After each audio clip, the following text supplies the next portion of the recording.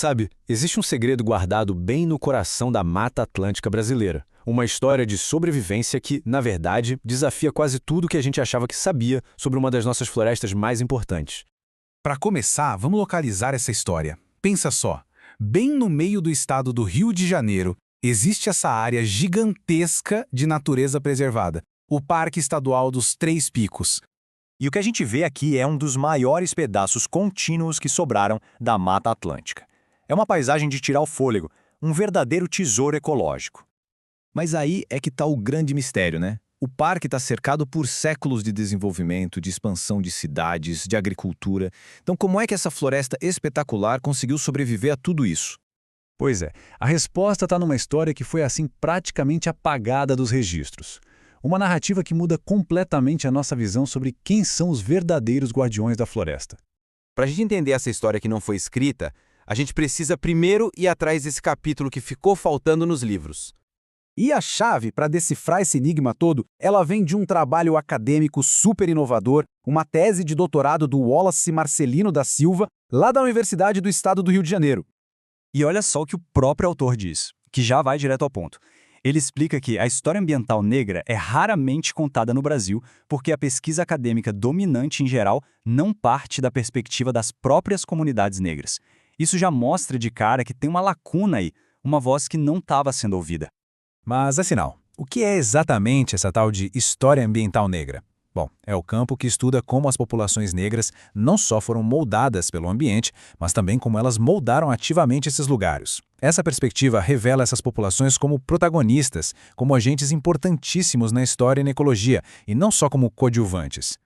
E é a partir daqui que a gente começa a entender como essa paisagem foi de fato moldada e quem eram esses arquitetos ocultos da floresta. Então, a grande pergunta é: qual foi esse papel escondido das populações negras na história dessa floresta? A resposta é bem mais complexa e fascinante do que parece à primeira vista. É que aqui existe uma dualidade, sabe? De um lado, a gente tem o que podemos chamar de destruição forçada. Pessoas escravizadas foram obrigadas a derrubar áreas enormes da mata para abrir espaço para lavouras de café e açúcar que sustentavam a economia colonial. Mas, do outro lado, e isso é fundamental, a gente tem a preservação como forma de resistência. Em um ato de luta, essas pessoas formaram quilombos e pequenas fazendas dentro da floresta, usando conhecimentos ancestrais sobre a natureza para sobreviver e, ao mesmo tempo, preservar a terra.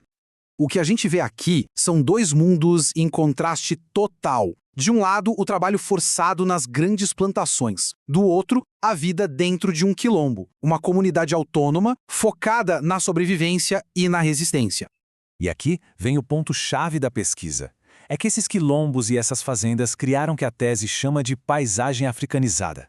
Ou seja, eles não apenas moraram na floresta, eles a transformaram, influenciaram sua biodiversidade e sua capacidade de se regenerar. Ok, mas como é que foi possível enxergar uma história que estava tão escondida assim? Para isso, foi preciso usar o que a gente chama de lente decolonial, que é basicamente uma nova forma de olhar para o passado. Para conseguir ver essa outra camada da história, a pesquisa teve que ir além daquelas narrativas que a gente sempre ouve e que geralmente têm um ponto de vista europeu. Foi preciso usar um conjunto diferente de ferramentas de análise. E a principal ferramenta para isso tem nome: ecologia decolonial. É uma abordagem que basicamente diz que as raízes das nossas crises ambientais estão lá no colonialismo e no imperialismo. Então ela desafia a história contada pelos colonizadores e, o mais importante, valoriza o conhecimento dos povos que foram colonizados. E é importante entender que essa análise não é isolada, não vem de um lugar só. Pelo contrário, a história ambiental é interdisciplinar. Ela conecta a ecologia com a história, a sociologia, a geografia, tudo para contar uma história muito mais completa e precisa. Isso nos leva para uma distinção bem importante. A gente ouve muito falar em antropoceno, né? A tal da era do homem, que dá a entender que toda a humanidade tem o mesmo peso de responsabilidade na crise ambiental. A tese, por outro lado, trabalha com o conceito de capitaloceno, a era do capital.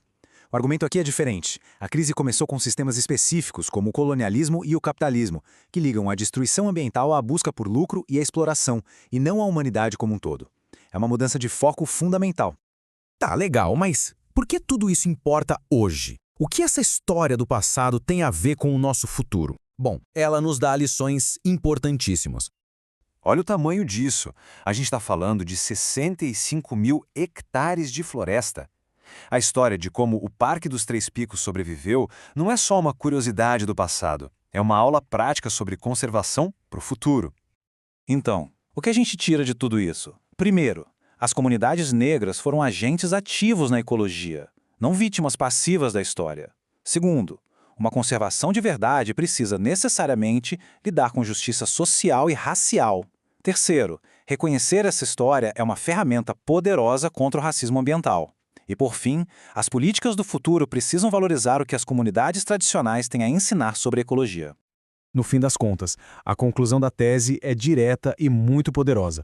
Não existe justiça ambiental sem justiça histórica. Uma coisa está totalmente amarrada na outra. Isso, claro, deixa a gente com uma pulga atrás da orelha, né? Se a história de um parque inteiro estava ali, escondida bem na nossa frente, que outras histórias incríveis estão só esperando para serem descobertas nas paisagens que nos cercam todos os dias?